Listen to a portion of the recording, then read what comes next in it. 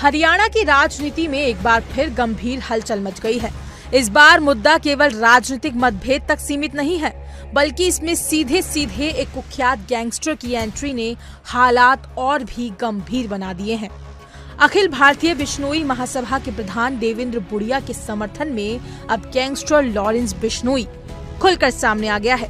Lawrence ने social media पर एक धमकी भरी पोस्ट डाली, जिसमें उसने पूर्व सांसद कुलदीप बिश्नोई का नाम लिए बिना उन्हें परिणाम भुगतने की चेतावनी दी है।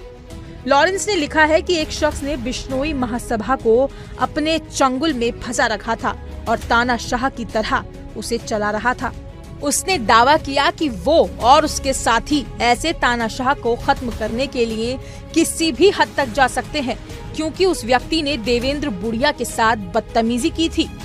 गौरतलब है कि ये पहला मौका नहीं है जब लॉरेंस बिश्नोई ने बुड़िया का समर्थन किया है। इससे पहले जनवरी 2025 में भी उसने सोशल मीडिया पर एक लंबा पोस्ट कर देवेंद्र बुड़िया के फैसले को सही ठहराया था। उस पोस्ट में लॉरेंस ने लिखा था कि बिश्नोई महासभा का नेतृत्व समाज के मौलिक अधिकारों के लिए अनुरूप होना चाहिए और ये निर्णय सर्व समाज की सहमति से होना चाहिए। उसने देवेंद्र को राष्ट्रीय अध्यक्ष बताते हुए कहा था कि वो समाज हित में काम कर रहे हैं और उनके खिलाफ जबरदस्ती की जा रही है।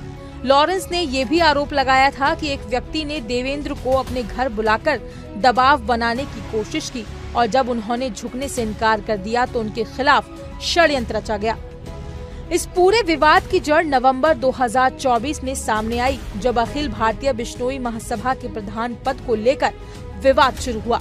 उस समय तत्कालीन संरक्षक कुलदीप बिश्नोई ने मौजूदा प्रधान देवेंद्र बुड़िया को पद से हटाने की कोशिश की थी।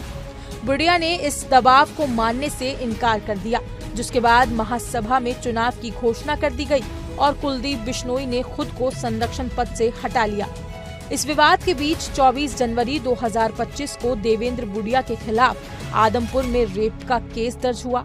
ये मामला देवेंद्र के लिए बड़ा झटका साबित हुआ और आखिरकार 29 जून 2025 को उन्हें राजस्थान से गिरफ्तार कर लिया गया।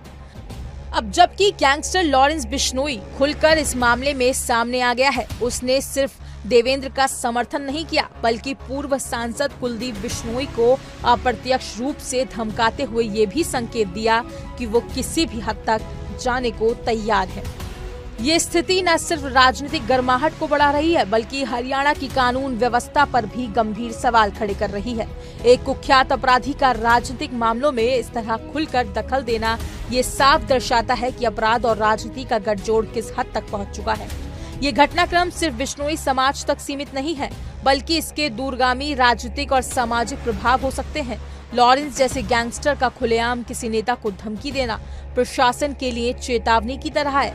इससे ये भी साफ हो गया कि राजनीतिक संगठन अब अपराधियों के समर्थन या विरोध से भी प्रभावित हो रहे हैं। ऐसे में सवाल उठता है कि क्या समाज और राजनीति में अपराधियों का दखल इतना गहरा हो गया है कि वो नेतृत्व के लिए चयन में भी प्रभाव डालने लगे हैं।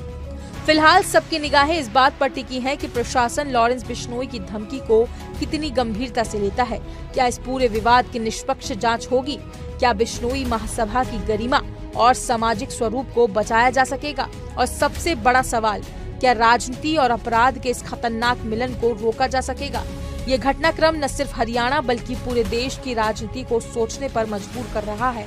अब देखना होगा कि इस विवाद का अंत किस रूप में सामने आता है, कानून की जीत के रूप में या अपराधियों की साजिश के रूप में। फिलहाल इस खबर में इतना ही। अपनी राय कमेंट सेक्शन में जरूर बताएं और ऐसी ही तमाम हर बड़ी अपडेट के लिए इंडिया डेली को सब्सक्राइब करना ना भूलें।